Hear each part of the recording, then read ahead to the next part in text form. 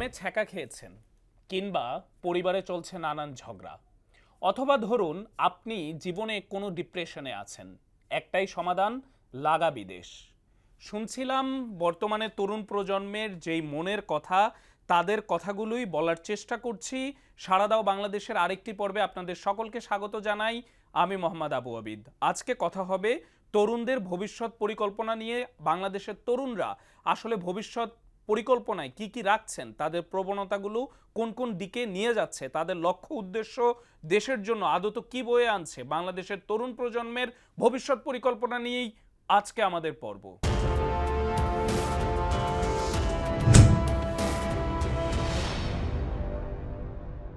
বিদেশে যেহেতু সুযোগ সুবিধা বেশি, চাকরির অপশন বেশি, সেটেল করলে সুবিধা পাওয়া যায়, এই জন্য স্টুডেন্টদের মধ্যে বিদেশ প্রবণতা একটা দেখা যাচ্ছে আর কি। এখনও ইয়াং জেনারেশনদের মধ্যে এক ধরনের প্রবণতা লক্ষ্য করা যাচ্ছে, তারা বাইরে চলে যাচ্ছে, ব্রেইন ড্রেইন হয়ে যাচ্ছে। অ্যাটলিস্ট অ্যাট প্রেজেন্ট আমি মনে করি বিদেশে যাওয়াটা ভালো। একটা সময় ছিল যখন আমরা মনে করতাম, আমরা স্টুডেন্টদেরকে পরামর্শ দিলাম যে বিদেশে গেলে কিন্তু অবশ্যই ফিরে আসবেন, বিদেশে সেটেল করবেন না, দেশের জন্য কিন্তু আপনার অনেক কিছু করণীয় আছে ইত্যাদি ইত্যাদি। এখন এইভাবে হয়তো বলি না, কারণ বিদেশ থেকেও দেশের জন্য তারা অনেক কিছু করতে পারবে। বর্তমানে এসে আমি বাকিদের মধ্যে যেটা দেখছি, বেশিরভাগই বাংলাদেশ থেকে মুভ করার প্ল্যান করে, পড়াশোনা শেষ করে প্ল্যান করে যে দেশের বাইরে চলে যাবে। এই জিনিসটা হচ্ছে বাংলাদেশে বর্তমানে একটা কমন কালচার, যে দেখা যায় একটু ভালো পড়াশোনা করছে, বাবা মার টাকা আছে, বা এমনও দেখা হয় যে বাবা মার টাকা নেই, তারা দেখা যায় লোন নিয়ে হলেও বিদেশ যেতে চায়। আমার কিন্তু মাঝখানে একটা গ্যাপ আছে পড়াশোনা, এই কারণেই যে আমি বিদেশ যেতে চেয়েছিলাম। ওইটার জন্য আইএলস করা প্লাস হচ্ছে যে প্রসেসিংগুলো চলে ওইটার কারণে একটা গ্যাপ চলে গেছে। বাট তারপর আবার বাদ গেছে কেন? বাংলাদেশের রাজনৈতিক অবস্থার কারণে ভিসা পাওয়া যাচ্ছে না, দেন আরও অনেক পরিস্থিতির কারণে। তো এই জিনিসটা হচ্ছে কি, বাংলাদেশটা আসলে এমন একটা পর্যায়ে গেছে, রাজনৈতিক একটা অস্বস্তিকর পরিবেশ তৈরি হয়ে গেছে বাংলাদেশে, যেটা বাইরে গেলে দেখা যায় যে ও একটা ভালো লাইফ লিড করতে পারবে, ওর একটা ফিউচার আছে, ওর একটা ক্যারিয়ার আছে। ও জানে যে আমি এখানে গেলে যদি একটা রেস্টুরেন্টেও জব করি, আমার একটা ক্যারিয়ার আছে, আমার পাশাপাশি টাকা পয়সা ইনকাম হচ্ছে, আমার পড়ালেখা হচ্ছে, সব কিছুই হচ্ছে। সো এই জিনিসটা আমি মনে করি খুবই ভালো, কারণ এই দেশে থেকে কেউ কোনো কিছু করতে পারবে না। সেখানে গিয়ে হয়তো এমবিএ করবে বা বাকি পড়াশোনা করবে, জব সেক্টর ওখানে ক্রিয়েট করতে চায়। কিন্তু সো এই কারণেও হয়তো অনেকে মুভ করে, যে ইভেন আমারও ইচ্ছা আছে যদি আমি ভালো কোনো কিছু পাই, আমি ইনশাল্লাহ বাইরে মুভ করব। বাংলাদেশের অনেক জব সেক্টর সিকিউরড না।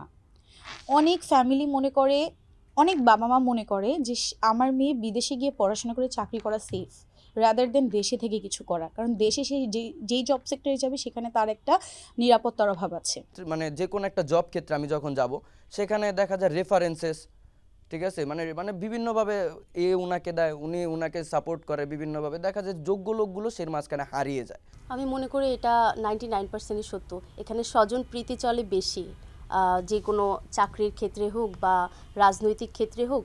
আমরা কিন্তু এই যে মামা চাচা খালু বাবা সবার টানেই কিন্তু উপরে উঠি।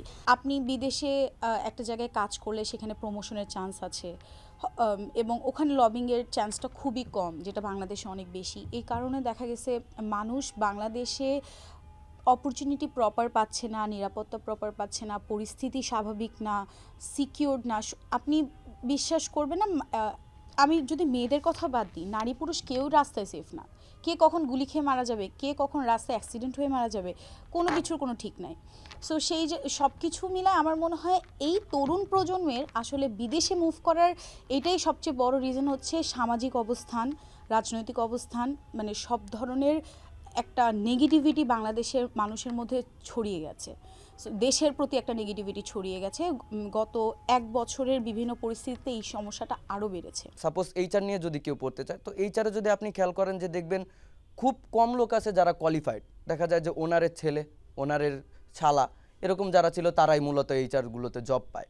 সো এই দিকটা আমি বলবো যে আত্মীয় স্বজন বা যারা আছে তারা সবাইকে নিয়ে নিজের কোম্পানিটা অনেক সুন্দর মতো গুছিয়ে ফেলে, যার কারণে যাই এইচআর পড়েছে তার কিন্তু ওই জব সেক্টরে সেই জিনিসটা হচ্ছে না, সে কিন্তু সেখানে চাকরি পাচ্ছে না। সে কিন্তু এইচআর নিয়ে পড়েছে, সে ভাববে কি যে আমি একটা কোম্পানির এইচআর ডিপার্টমেন্টে যাব, আমি সেখানে গিয়ে ভালো কিছু করব, বাট হচ্ছে না সেই জিনিসটা।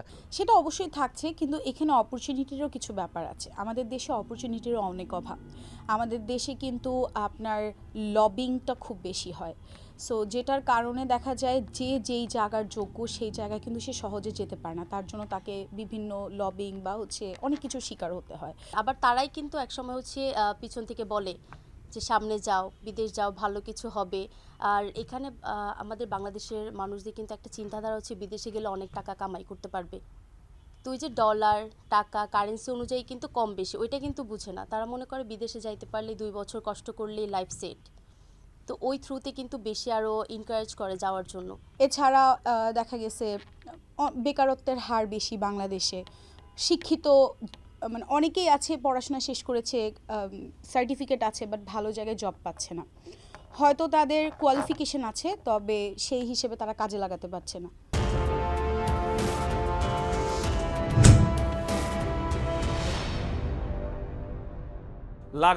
লাগা বিদেশ শব্দটি গ্রাম্য শোনালেও এটিই যেন একটি নির্মম বাস্তবতা। এই বাস্তবতার সামনে বাংলাদেশ কতটুকুই এগিয়ে যেতে পারে তা নিয়ে কিন্তু আমাদের প্রশ্ন থেকেই যেতে পারে। বাংলাদেশের তরুণ মেধাবীরা যেরকম বিদেশে যাওয়ার প্রবণতা বাড়ছে, অন্যদিকে বাংলাদেশের যে সকল তরুণরা আগের দিনে দেখা যেত কোনো কিছু করতে না পেরে তারা দেশের জমিতে সোনার ফসল ফলাচ্ছে কিংবা তরুণ উদ্যোক্তা হিসাবে গড়ে উঠছে, তারাও কিন্তু আজকে প্রবণতা দিনকে দিন বাড়ছে বিদেশ যাওয়ার। সেই বিদেশ যাওয়া নিয়ে আজকে আমাদের পর্ব। আমরা তরুণদের মুখে শুনতে চাই তাদের ভবিষ্যৎ পরিকল্পনা কি কি রয়েছে। প্রতি বছর হাজার হাজার গ্রাজুয়েট বের হচ্ছে, সবার হাতেই সার্টিফিকেট, কিন্তু দিন শেষে প্রশ্ন একটাই, চাকরিটা কি জুটলো? পরিসংখ্যান বলছে দেশের শিক্ষিত বেকারের হার বাড়ছে। এর মূল কারণ দক্ষতার অভাব বা স্কিল গ্যাপ। আমরা ডিগ্রি অর্জন করছি, কিন্তু বাজারে যা চাইছে সেই দক্ষতা কি আমাদের আছে? সেই প্রশ্ন থেকে যাচ্ছে। ওয়েল, সবাই তো আসলে ক্যারিয়ার প্ল্যান করেই লাইফে আগায়। যেমন আমরা পড়াশোনা করছি ক্যারিয়ারের জন্যই, যে আমরা ভবিষ্যতে একটা ভালো জায়গায় যাব, একটা ভালো পজিশন হোল্ড করব, সেটার জন্যই আসলে আমরা পড়াশোনা করি এবং ক্যারিয়ার নিয়ে চিন্তা করি। ক্যারিয়ার প্ল্যানিং বলতে আমরা এখন যেটা বুঝি যে পড়ালেখার পাশাপাশি যে আমরা যে স্কিলগুলো ডেভেলপ করতে পারতেছি, লাইফে কোন বিষয় নিয়ে আমরা এগোতে চাই, কোন বিষয়ে আমরা যেতে চাই, কোন দিকে আমাদের লাইফটা মুভ করতে চাই, তো সেই বিষয়গুলো থেকে মানে আগে থেকেই নিজেকে প্রস্তুত করা, সেভাবে সে নিজেকে দক্ষ প্রমাণ করা, নিজেকে সেই দিকে ডেভেলপ করা, আমার যে মিস্টেকগুলো আছে সেগুলো থেকে, নিজের ভুলগুলো থেকে মানে একটা শিক্ষা নেওয়া, সেখান থেকে আমাদের উচিত যে ক্যারিয়ার দিকে একটা ফোকাস করা উচিত। এক এক জনের এক এক রকম। যেমন অনেকে ভাবে পড়াশোনা করে বিয়ে শাদী করবো, অনেকে ভাবে দেশের বাইরে চলে যাব, অনেকে ভাবে যে জবে ঢুকবো, অনেকে নিজের ভেঞ্চার ক্রিয়েট করতে চায়, বিজনেস করতে চায়। এটা যার যার পার্সপেক্টিভ। ফিউচার প্ল্যানিং আগে ছিল একটা, এখন আবার ফ্লোতে চেঞ্জ হচ্ছে। কারণ এখন যেই পার্সপেক্টিভ বাংলাদেশের রাজনৈতিক অবস্থা দেখতে গেলে মনে হচ্ছে যে আমি চলে যাই, বাট আবার মনে হচ্ছে না, আমি বাংলাদেশে থেকেও কিন্তু অনেক কিছু করতে পারি, একটা ভালো পর্যায়ে উচ্চ পর্যায়ে যেয়ে ভালো কিছু করতে পারি। আর আগে আমার কিন্তু মাঝখানে একটা গ্যাপ আছে পড়াশোনা, এই কারণেই যে আমি বিদেশ যেতে চেয়েছিলাম। ওইটার জন্য আইএলটিএস করা প্লাস হচ্ছে যে প্রসেসিংগুলো চলে ওইটার কারণে একটা গ্যাপ চলে গেছে। বাট তারপর আবার বাদ গেছে কেন? বাংলাদেশের রাজনৈতিক অবস্থার কারণে ভিসা পাওয়া যাচ্ছে না, দেন আরও অনেক পরিস্থিতির কারণে।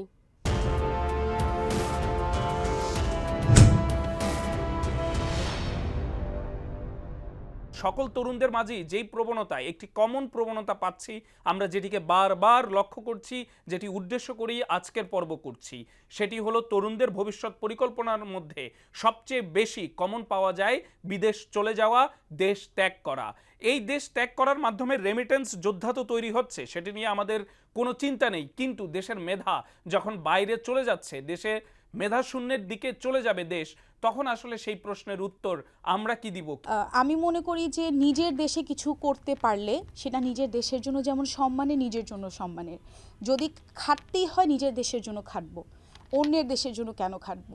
তবে এটার পিছনে আমাদের দেশের বিভিন্ন পরিস্থিতি, যেমন রাজনৈতিক, সামাজিক, এমনকি মেয়েদের ক্ষেত্রে এখনও কিন্তু আমি বলতে পারি অনেক জব সেক্টর সিকিউরড না। এছাড়া দেখা গেছে বেকারত্বের হার বেশি বাংলাদেশে। শিক্ষিত মানে অনেকেই আছে পড়াশোনা শেষ করেছে, সার্টিফিকেট আছে, বাট ভালো জায়গায় জব পাচ্ছে না। হয়তো তাদের কোয়ালিফিকেশন আছে, তবে সেই হিসেবে তারা কাজে লাগাতে পারছে না। আমাদের দেশে শিক্ষিত বেকারের হার আসলে খুবই উদ্বেগজনক। তবে এই প্রসঙ্গে আমি একটা জিনিস স্মরণ করিয়ে দিতে চাই, আসলে উচ্চশিক্ষাটা সবার জন্য কতটুকু প্রযোজ্য ওই জায়গাটা আসলে চিন্তা করা উচিত। এখন আমার স্নেহধন্য স্টুডেন্টদেরকে আমি বলছি, তোমরা এই ডিসিশনটা নেওয়ার আগে ভেবে দেখো উচ্চশিক্ষা নেওয়ার ক্ষেত্রে আসলে তুমি কতটুকু প্রস্তুত। আন্ডারগ্র্যাড স্টুডেন্টরা বিদেশে যাক, এই ব্যাপারটা আমি খুব বেশি প্রেফার করি না। বেসিক্যালি সেলফ ফাইন্যান্সে যদি আন্ডারগ্র্যাডের স্টুডেন্টরা বিদেশে যায়, এইটা আমি তেমন পছন্দ করি না। কারণ এই ব্যাপারে আমার চিন্তাভাবনা হচ্ছে, একে তো সে bit ইম্যাচিউরড, number one.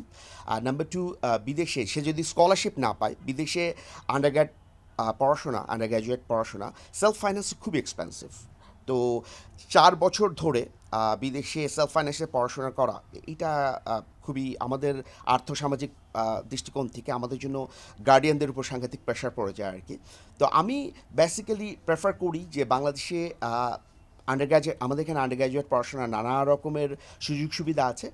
Under graduate পড়াশোনাটা দেশেই করুক স্টুডেন্টরা, তারপরে তারা আরও হায়ার এডুকেশনের জন্য, আরও স্পেশালাইজেশনের জন্য তারা তখন বিদেশমুখী হোক, তারা পোস্ট গ্র্যাজুয়েট বিদেশে করুক, তারা পিএইচডি করুক, পিএইচডি করে ইফ পসিবল বাংলাদেশে চলে আসুক, এবং বাংলাদেশে যদি একান্ত নাই আসে বিদেশেও সেটেল করে, আলহামদুলিল্লাহ, কোনো অসুবিধা নেই। এ ব্যাপারে এই ব্যাপারটাকে আমি পজিটিভলি দেখি আর কি। এখন উচ্চশিক্ষায় তুমি নিজেকে ইনভলভ করলে, সার্টিফিকেট পেলে, কিন্তু তোমার আসলে স্কিলটা ডেভেলপ হলো না, তাহলে আসলে ওই উচ্চশিক্ষার যেই সার্টিফিকেটটা তুমি পাবে, ওটা দিয়ে জব মার্কেটে আসলে খুব বেশি তুমি ইমপ্যাক্ট তৈরি করতে পারবে না বা নিজের ডিমান্ড ক্রিয়েট করতে পারবে না। তো এই আলোকে আমি বলতে চাই যে কারিগরি শিক্ষাটাকে যদি আরও অ্যাভেলেবেল করে দেয়া যায়, কারিগরি শিক্ষাটা যদি আরও যুগোপযোগী করা যায়, এবং এই কারিগরি শিক্ষায় যদি ছাত্রছাত্রীদের ইনভলভমেন্টটা আরও বাড়ানো যায়, তো ওরা হয় কি টেকনিক্যালি সাউন্ড হয়ে গড়ে ওঠে। সেই ক্ষেত্রে জব মার্কেটে ওদের একটা ডিমান্ড তৈরি করা সম্ভব। সফট স্কিল গেইনের একটা বিষয় আমাদের এটা আসলে এইচএসসির পর থেকেই প্ল্যান করা উচিত। কারণ আপনি গ্র্যাজুয়েশন কমপ্লিট করলেন, অনার্স কমপ্লিট করলেন, আপনার কাছে একটা ডিগ্রি আছে, কিন্তু আপনি কম্পিউটারের সিও জানেন না, আপনি কিন্তু যে কোনো একটা ভালো পজিশনে বসতে পারবেন না। সেই ঘুরে ফিরে আপনার যোগ্যতাটা রয়ে গেল কেরানির। ঠিক আছে, সো আমার কাছে মনে হয় আপনাকে যোগ্য করতে হলে শুধুমাত্র একাডেমিক পড়াশোনা পর্যাপ্ত না। একাডেমিক পড়াশোনার পাশাপাশি আপনাকে সফট স্কিল, বিভিন্ন ধরনের স্কিল, এখন তো অনেক সুযোগ আছে অনলাইনে, অফলাইনে। অনলাইনে ঘরে বসেও কিন্তু এখন অনেক সফট স্কিল গেইন করার সুযোগ আছে, বিভিন্ন কোর্সেস চালু হয়েছে, ইভেন সরকার থেকেও কিন্তু অনেক ফ্রি কোর্সেসের ব্যবস্থা করা হয়েছে। সো আমার মনে হয় সবাই যদি একাডেমিক পড়াশোনাটাকে গুরুত্ব না দিয়ে, ওই সনদটাকে শুধুমাত্র গুরুত্ব না দিয়ে, ওইটা পার্ট অফ লাইফ। আপনি যখন ইন্টারভিউ দিবেন আপনাকে একটা সিজিপিএ দেখাইতে হবে, ওই সিজিপিএর জন্য আপনার এটা দরকার। কিন্তু আপনি যদি আপনার জব সেক্টরে আপনার সাবঅর্ডিনেট থেকে আপনি যদি একটু ভালো কিছু করতে চান, আপনাকে অবশ্যই একটু ভিন্ন কিছু করতে হবে, out of the box think করতে হবে, এবং সেটার জন্য আপনার সফট স্কিলের অবশ্যই দরকার আছে। স্টুডেন্টদেরকে শুধু পাঠ্যপুস্তকের উপর বা পড়ালেখার বা রেজাল্টের উপর নির্ভর না হয়ে তাকে বিভিন্ন ধরনের এক্সট্রা কারিকুলার অ্যাক্টিভিটিস, বিভিন্ন ধরনের ক্লাব অ্যাক্টিভিটিস বা ডিবেট, তারপরে আপনার বিভিন্ন ধরনের কম্পিটিশন, কেস কম্পিটিশন বা বিভিন্ন ফেয়ার, আমি বিজনেসের টিচার হিসেবে বলতে পারি যে বিজনেস ক্লাবে যে বিভিন্ন অ্যাক্টিভিটিসগুলো হয়, এগুলোতেও তাদেরকে, খেলাধুলা, এসব বিষয়েও তাদেরকে অংশগ্রহণ করা উচিত। কারণ আপনার দেখা গেল এগুলোতে তার কিন্তু আলটিমেটলি তার লিডারশিপ কোয়ালিটি সেটা তৈরি হয় তার মধ্যে।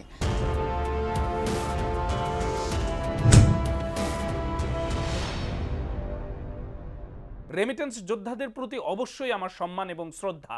আমরা আমাদের মেধাকে, আমরা আমাদের শ্রমকে আমরা অবশ্যই বিদেশে রপ্তানি করতে চাই, কিন্তু ততটাও করতে চাই না যতটা করলে দেশ হয়ে যাবে মেধাশূন্য। তাই আজকে আমরা পর্বের মাধ্যমে একটি প্রশ্নই রাখতে চাই সংশ্লিষ্ট কর্তৃপক্ষ, বাংলাদেশ সরকারের কাছে, যে মেধা রপ্তানি এবং শ্রম রপ্তানি, এই রপ্তানিগুলো করতে করতে কোনো এক সময় বাংলাদেশ কি হয়ে পড়বে শ্রম শূন্য কিংবা মেধাশূন্য? বাংলাদেশের সমস্ত শ্রম এবং মেধা চলে কি যাবে এই পথেই বিদেশে? কেননা তরুণদের মধ্যে প্রবণতা বেড়েই যাচ্ছে বিদেশে যাওয়ার। তো এটাকে আসলে প্রতিরোধ করার জন্য, এটাকে কমিয়ে আনার জন্য পাবলিক এবং প্রাইভেট এই বিশ্ববিদ্যালয়গুলোকে, তাদের কারিকুলামগুলোকে আরও যুগোপযোগী করতে হবে এবং প্রযুক্তি ভিত্তিক শিক্ষার বিস্তার ঘটাতে হবে, এবং সেই সাবজেক্টগুলোকে আমাদের কারিকুলামের মধ্যে নিয়ে আসতে হবে। দেখা গেল এআই বা এই ধরনের ডিজিটাল মার্কেটিং, তো এই ধরনের কোর্সগুলো অ্যাড হয়েছে, বাট সেই জন্য যে টিচার দরকার, টিচারদের যেই ট্রেনিং দরকার, যে দক্ষতা দরকার সেটা কিন্তু আসে নাই আসলে, সেটা কিন্তু আমি দেখিনি। ঠিক আছে, শুধু কারিকুলামে অ্যাড হয়েছে, কিন্তু এই সম্পর্কিত কোনো ধরনের ট্রেনিং, কোনো ধরনের কী বলবো যে স্কিল ডেভেলপ করার বিষয়। কারণ শিক্ষিত যদি আপনার টিচাররা যদি যথেষ্ট নলেজেবল না হয়, তাহলে তারা আলটিমেটলি স্টুডেন্টদেরকে সাপ্লাই কি দিবে, তাই না? তো সেক্ষেত্রে এখানেও একটা গ্যাপ আছে। আমাদের টিচাররা হয়তো তারা গ্র্যাজুয়েশন, মাস্টার্স বা পিএইচডি যাই করেন না কেন, তারা হয়তো স্কিল, কিন্তু টেকনিক্যাল দিক থেকে বা মডার্ন যে টেকনোলজি সেই দিক থেকে তারা কতটুকু স্কিলড, সে জায়গায়ও কিন্তু আমার সন্দেহ আছে। আর পুঁথিগত বিদ্যা এটার সাথে এখন প্রযুক্তির যুগ, আমরা জানি যে এআই চলে আসছে, এটা এখন বাস্তবতা। এখন প্রচলিত যে কোর্স আছে, সাবজেক্টগুলো আছে, সেই সাবজেক্টগুলোই কিন্তু এখন প্রযুক্তিভিত্তিক হয়ে যাচ্ছে। প্রচলিত সাবজেক্ট উচ্চশিক্ষার ক্ষেত্রে যেগুলো আছে, ফাইন্যান্স আছে, অ্যাকাউন্টিং আছে, ম্যানেজমেন্ট আছে, এগুলোও কিন্তু এখন প্রযুক্তিভিত্তিক হয়ে যাচ্ছে। তো আমার সাজেশন থাকবে এই প্রচলিত সাবজেক্টগুলি অধ্যয়ন করার সাথে সাথে সেখানে প্রযুক্তির ইনভলভমেন্টগুলোকে শিখে নিতে হবে। সেই ক্ষেত্রে আমি বলতে পারি প্রত্যেকটা স্টুডেন্টেরই এইচএসসির পর থেকেই তার ক্যারিয়ারটা নিয়ে চিন্তা করা উচিত। আমরা যেটা করি, আমরা কিন্তু বিবিএ শেষ করার পরে প্ল্যান করি এখন আমরা কোন সেক্টরে যাব, কিন্তু সেটা কিন্তু রাইট টাইম না। বিকজ আপনার পড়াশোনা শেষ, আপনি এখন ক্যারিয়ারে মুভ করবেন, ওই টাইমে যদি আপনি এইম করেন যে না আমি এটা থেকে এটা করব, তাহলে কিন্তু মাঝখানে অনেকগুলো সময় নষ্ট হয়ে যায়। ওই সময়গুলো নষ্ট হওয়ার জন্যই আসলে আমরা একটা ভালো জায়গা চুজ করতে পারি না। সো আমার মনে হয় এইচএসসিটা পাস করার পরে যখন সবাই আন্ডার গ্র্যাজুয়েটের জন্য পড়াশোনা স্টার্ট করে, তখন হচ্ছে আমাদের প্ল্যান করা উচিত যে আমি এই জায়গায় এভাবে এই সেক্টরটা আমার জন্য কমফোর্টেবল, আমি এই সেক্টরে যাব, এই সেক্টরের জন্য এই পড়াশোনাটা করব। আর আমার মতে ক্লাস 10-এর পরই সবার উচিত যে নিজের ক্যারিয়ারটা কোন দিকে নেবে সেই দিকটা ফোকাস করা আর কি।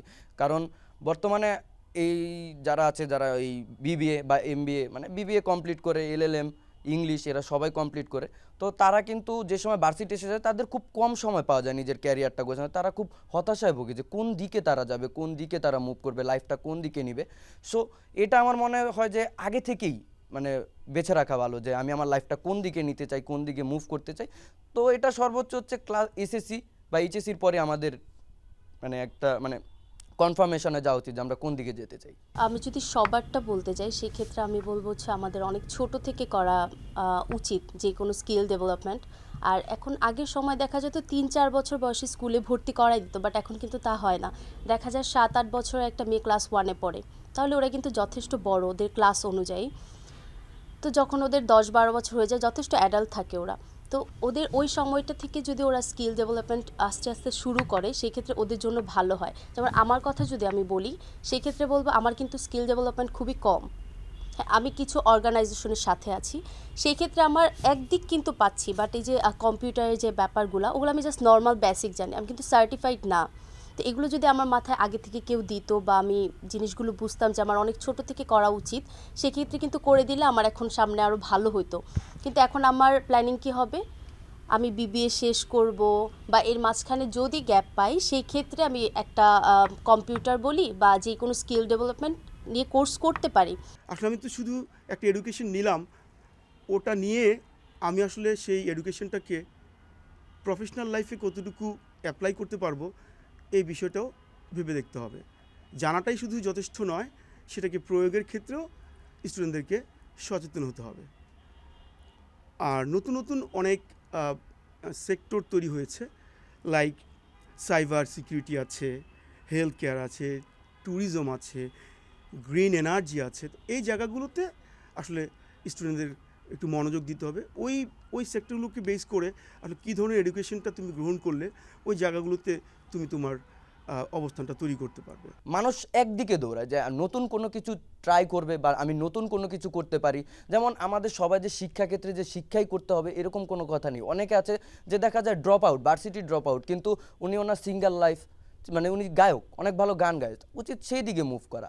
এই আমাদের সমাজ আসলে এই জিনিসটা নিতেই পারে না, যে ও আসলে ভাবে যে পড়ালেখা করেই পুরো মানে লাইফটা ওর গোছানো হয়ে যাবে, কিন্তু পাশাপাশি আমাদের যে এক্সট্রা অ্যাক্টিভিটিস আছে সেগুলো যদি আমরা ইউটিলাইজ করতে পারি, আমার মনে হয় বেকারত্বের হার কিছুটা কমতে পারে। আপনারা দেখেন সেই বাচ্চারাই কিন্তু আলটিমেটলি উচ্চশিক্ষা বলেন, হায়ার স্টাডিজ বলেন, তারা সবচেয়ে ভালো করে চান্স পায়, স্কলারশিপ পায়। যে বাচ্চাগুলো ছোটোবেলা থেকেই বিভিন্ন শুধু পড়ালেখা না, এক্সট্রা কারিকুলার অ্যাক্টিভিটিতেও কিন্তু যারা অনেক বেশি আগ্রহী থাকে, সে ছবি আঁকা হতে পারে, সেটা সায়েন্সের দিকে হতে পারে, ঝুঁকতে পারে, অথবা অন্যান্য টেকনিক্যাল বিষয় হতে পারে।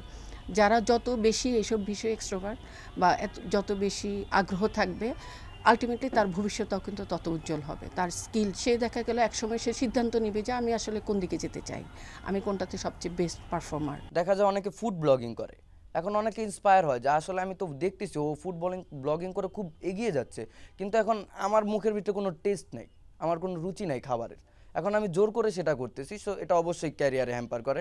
আর এটা লাইফ না, আমরা সবসময় যা দেখি সেটাই আমাদের জীবন হয় না, সে তাদের লাইফটা খুব অন্যরকমভাবে সাজানো। আমি চাইলে আমার লাইফটা সেটা ওই মানে কন্টেন্ট ক্রিয়েশন বাদ দিয়ে অন্যভাবে সাজাতে পারি, খুব সুন্দর মতো সাজাতে পারি, দেখা যায় আমি বই লিখতে পারি। একাডেমিক পড়াশোনার একটা নির্দিষ্ট ধারা আছে, একটা লিমিটেশন আছে, এর মধ্যেই শেষ হয়ে যায়। কিন্তু এর বাইরেও আমাদের চিন্তা করা উচিত, যেটাকে আমরা বলি out of the box think করা। আরেকটা কথা বলতে যে সোশ্যাল লাইফটা কিন্তু এটা খুব সমসাময়িক। দেখা যায় আপনি এত সুন্দর কন্টেন্ট ক্রিয়েশন করতেছেন, আপনি অনেক অনেক ফলোয়ার্স, আপনার এত ফলোয়ার্স, মিলিয়ন ফলোয়ার্স, কিন্তু আপনার একটা আইডিয়া করলে কিন্তু আপনার সব শেষ। বাট পাশাপাশি তার প্র্যাকটিক্যাল লাইফে বাস্তব যে জীবনটা আছে সেখানে তার কোনো কিছু করতে হবে, ভালো কোনো কিছু করতে হবে, যে আমি এটা করি পাশাপাশি একটা বিজনেস করি। হ্যাঁ, অনলাইনে অনেক দেখা যায় মানে ফিমেল, বিশেষ করে আমি বলবো যে ফিমেল যারা আছে, দেখা যায় গয়না গাটি থেকে কানের দুল থেকে শুরু করে আপনি সব কিছু পাবেন সেখানে, এমন কিছু নাই যে ফিমেলদের কোনো কিছু পাবেন না, এখন মেলদেরও হয়েছে। তো সেখান থেকে যে অনলাইন বেসডি না হয়ে আমি একটা শপিং মলে একটা দোকান নিই না, সেখান থেকে একটা দোকান দিই না, আমার অনলাইনটা অফ হয়ে গেল, তো আমার তো এখানে চলতেছে। তো আমার মতে অনলাইনের পাশাপাশি প্র্যাকটিক্যাল লাইফেও ফোকাস করা উচিত। আমি মনে করি যে সন্তানের, ছেলে হোক মেয়ে হোক, সন্তানের জন্য তার অভিভাবক ওনারা অত্যন্ত গুরুত্বপূর্ণ ভূমিকা রাখতে পারবেন।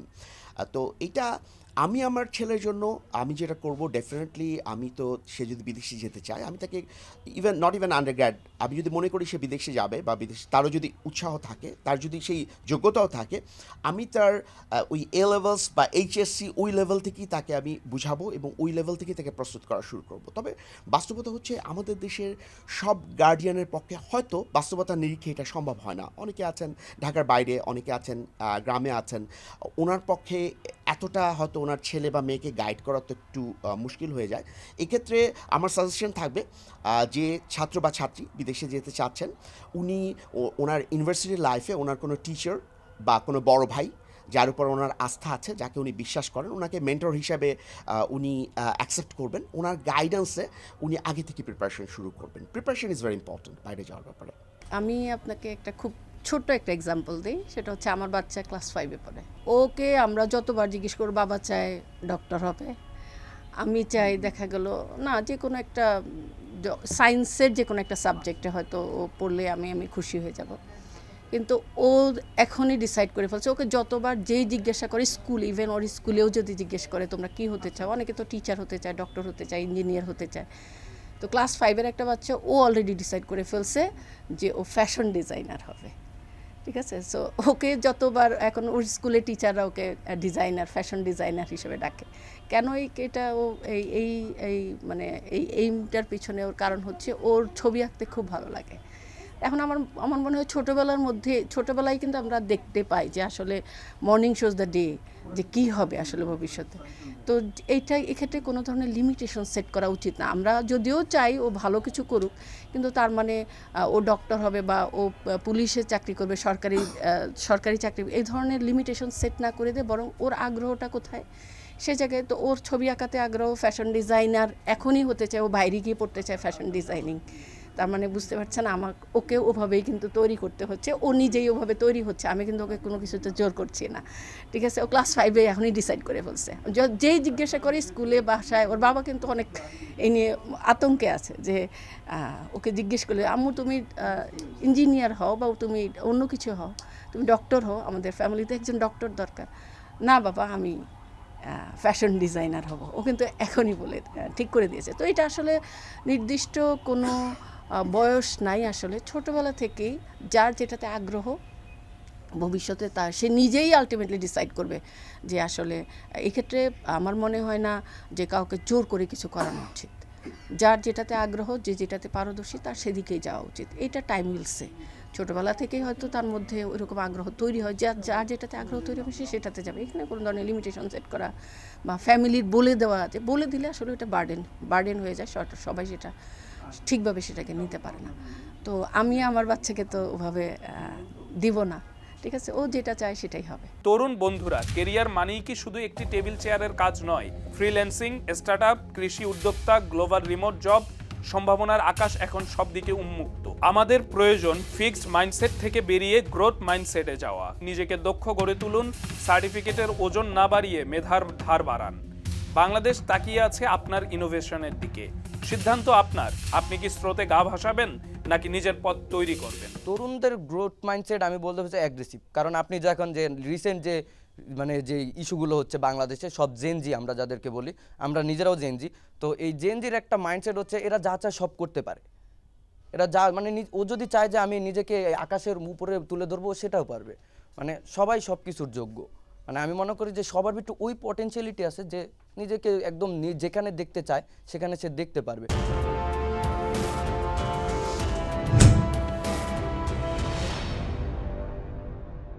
আজকের অনুষ্ঠানের মাধ্যমে আমরা মেসেজ দিতে চাই যে বাংলাদেশের তরুণরা হতাশাগ্রস্ত দিনকে দিন হয়ে পড়ছে। বাংলাদেশের তরুণদের ভবিষ্যৎ পরিকল্পনা নিয়ে সরকার এবং সংশ্লিষ্ট অধিদপ্তরদের ভাবার এখনই সময়। আজকে যদি ভাবনা এবং সমাধান আমরা তৈরি না করি, তাহলে ভবিষ্যতে এই তরুণরা বাংলাদেশে কোথায় যে পৌঁছে যাবে এবং বাংলাদেশকে কতটা যে পিছিয়ে যাবে তার বলার অপেক্ষা রাখে না। আজ এখানেই শেষ করছি। নতুন কোনো পর্বে নতুন কোনো অতিথি, নতুন কোনো বিষয় নিয়ে আবারও উপস্থিত হব। সে পর্যন্ত মোহনা টিভির সঙ্গেই থাকুন। ধন্যবাদ আপনাদের সকলকে।